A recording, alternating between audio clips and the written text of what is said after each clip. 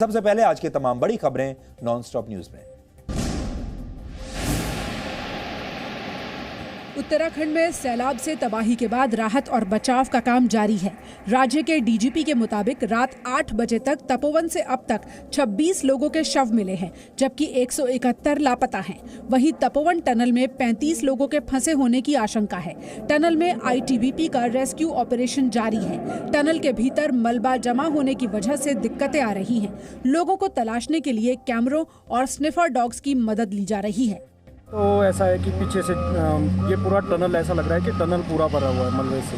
ये टनल का मलबा जो है आता रहा है, आज जितना निकाल रहे हैं उतना ही पीछे से आ रहा है। अभी कह नहीं सकते कि कितना टाइम लगेगा, तो इसके बाद ही लगेगा पता।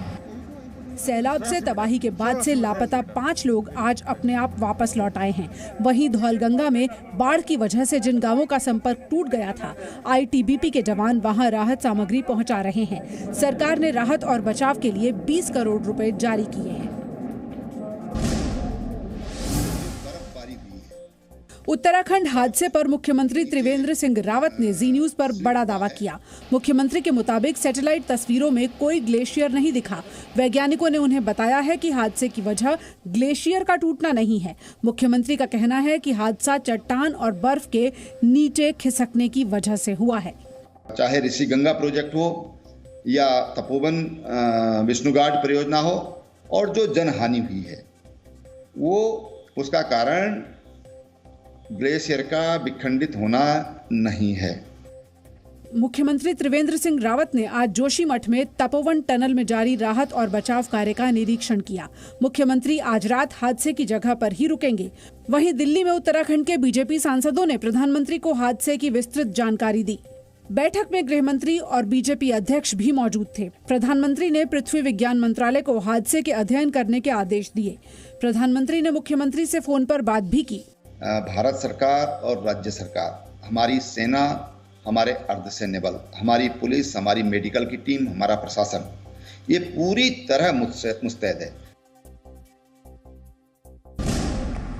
कृषि कानूनों पर विदेशी दुष्प्रचार के खिलाफ भारत रत्न सचिन तेंदुलकर और लता मंगेशकर के ट्वीट्स की महाराष्ट्र सरकार जांच करेगी। इंटेलिजेंस से जांच कराई जाएगी कि क्या ये ट्वीट किसी दबाव में किए गए। महाराष्ट्र कांग्रेस ने इन ट्वीट्स के पीछे बीजेपी का दबाव होने का आरोप लगाते हुए जांच की मांग की थी।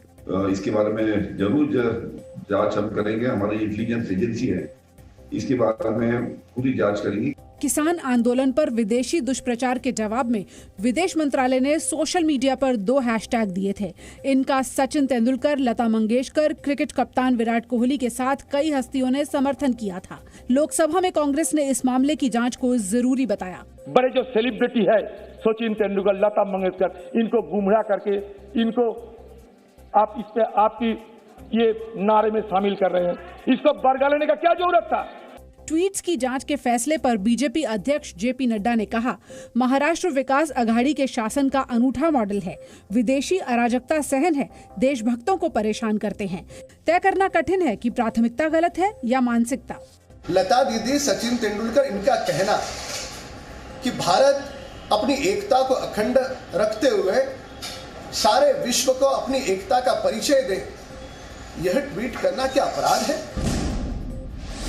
प्रधानमंत्री नरेंद्र मोदी ने आज राष्ट्रपति के अभिभाषण पर राज्यसभा में जवाब दिया। प्रधानमंत्री ने कृषि कानून का विरोध करने वालों को नया नाम दिया, आंदोलनजीवी परजीवी। मैं देख रहा हूं कि पिछले कुछ समय से इस देश में एक नई जमात पैदा हुई है और वो है आंदोलनजीवी। ये सारे आंदोलनजीवी परजीवी होते हैं। प्रधानमंत्री कृषि कानूनों पर हो रहे विदेशी दुष्प्रचार पर भी बोले। इसके लिए उन्होंने एफडीआई शब्द की नई परिभाषा दी। ये जो नया एफडीआई आज नजर का आ रहा है, ये नए एफडीआई से जरूर बचना होगा। और ये नया एफडीआई है foreign direct destructive ideology.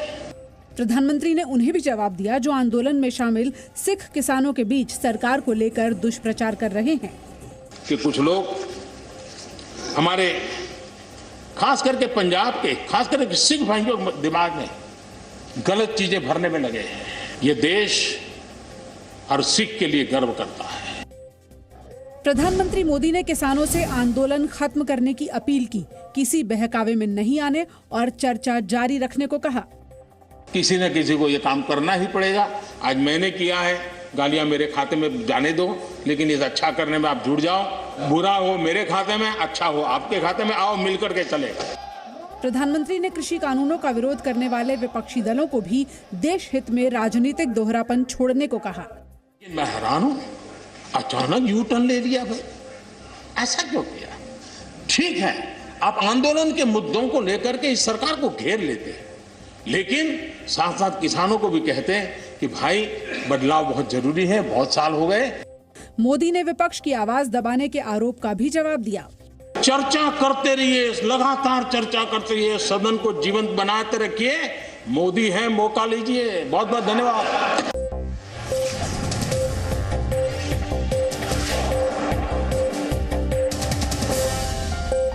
Presenting B News app, available on Google Play and App Store. Download it now.